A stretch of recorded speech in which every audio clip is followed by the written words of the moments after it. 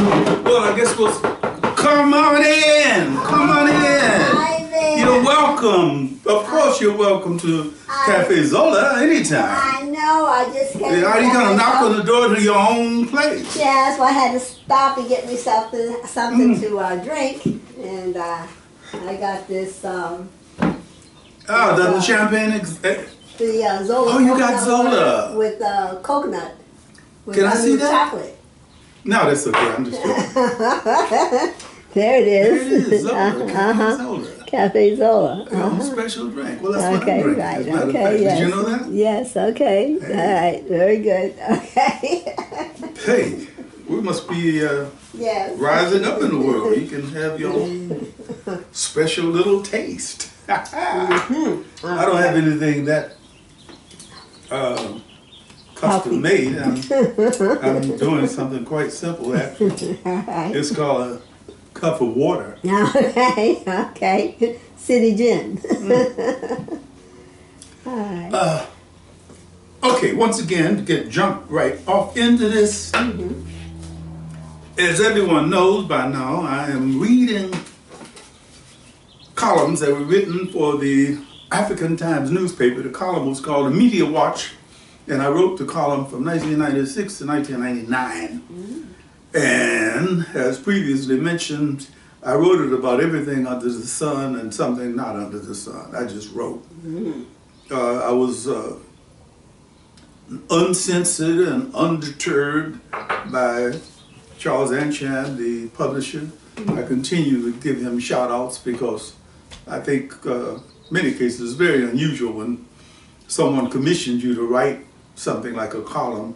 It's very unusual that they don't want to make some editorial stipulations or try to hold your hand behind your back or put a rope around your neck or whatever it is. We didn't have any of that.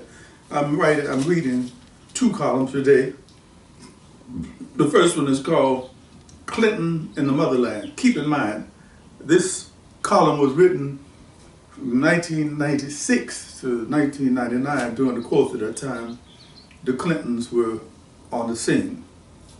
I call this Clinton in the Motherland.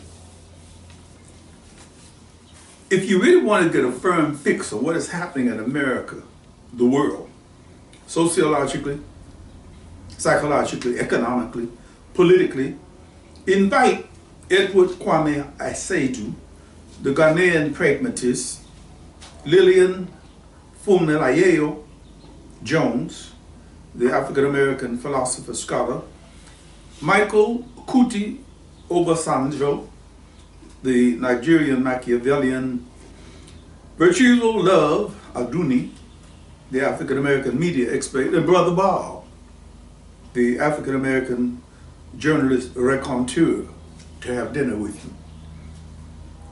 Serve them something excellent, banku and okra stew with well-chilled bottles of ABC, or baked red snapper with a dash of dill, a lovely pasta al dente, and a vin ordinaire blanc from Trader Joe's, and settle back.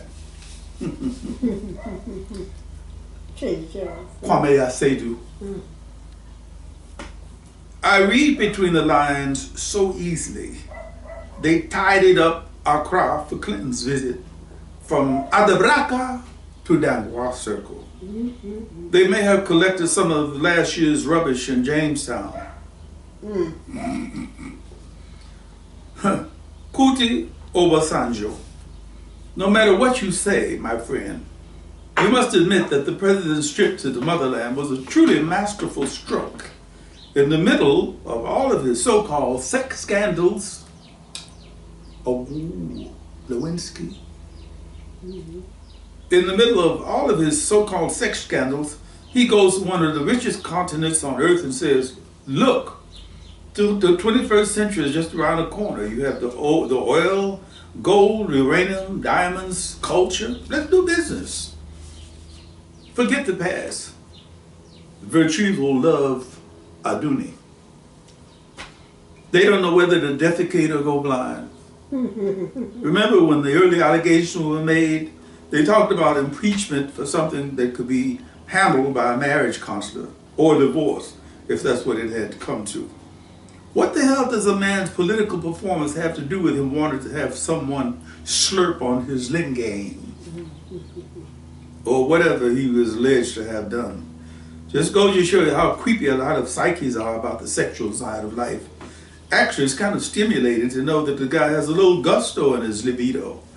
Think back to his predecessors, people like Tricky Dick.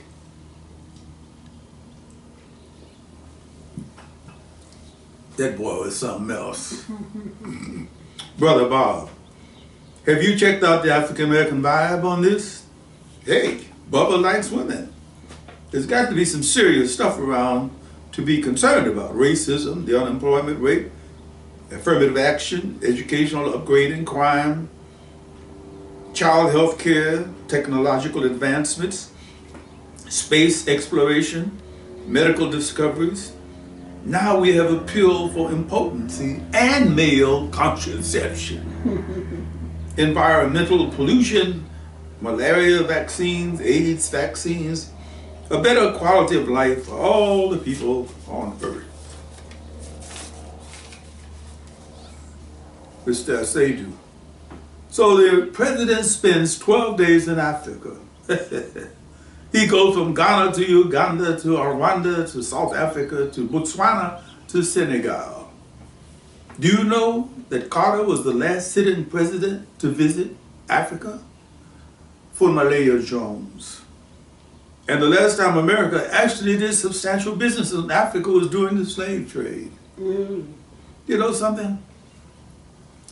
Just looking at the news photos of the president and his wife dressed in kente in Ghana, applauded and praised wherever they went. I say to, oh, because the African is a realist, will praise all who bring goodies. For Malaya Jones. Well, aside from that, Kwame, I found myself wishing I had the money, the power, whatever it is, would take to scoop up all the African Americans. I'm talking about North, South, and the Caribbean, and magically transport us back to Africa. Not the way we arrived here, minus the yoke of slavery. It would be a trip to see, as free people, how high we could rise. I see the motherland as a place with the need for a lot of international affirmative actions. Brother Bob. That's an admirably utopianistic thought, stored in the deepest memory vault you can find. Meanwhile, returning to the main stem, what do we see coming off of Clinton's trip? I say to. Well, in my opinion, it seems that a substantial number of people will suddenly realize that Africa is a continent, not a country. That Africa is the future. For Malaya Jones. It may jolt a number of numb African Americans into a state of awareness. Can you believe I've had conversations with people about Clinton's trip and they really have no idea where he went? I'm talking about black people. They have no idea where Ghana or Uganda or Rwanda is. And a couple of sophisticated types couldn't seem to figure out why he hadn't gone to Nigeria. Michael Kuti Obasanjo. For spiritual reasons, I wish the president had only spent his 12 days locked in one of the holding pens on Goree Island. I understand the trip was made for purely economic reasons, but it would have meant more to me if he had stayed on Goree Island. Well, I find myself pretty much in agreement with the comment that Randall Robinson, head of TransAfrica, made concerning Clinton's watery admission that Africa had abused Africa and Africans.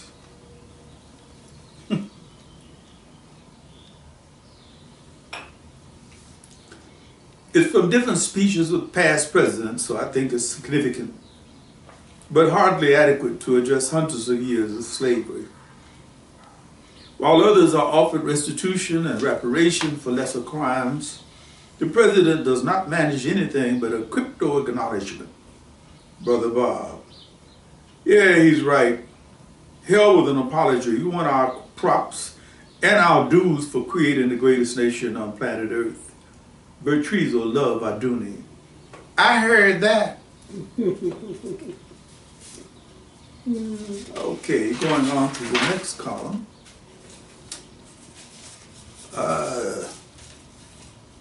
I was concerned about different countries in Africa. I still am, as well as countries here.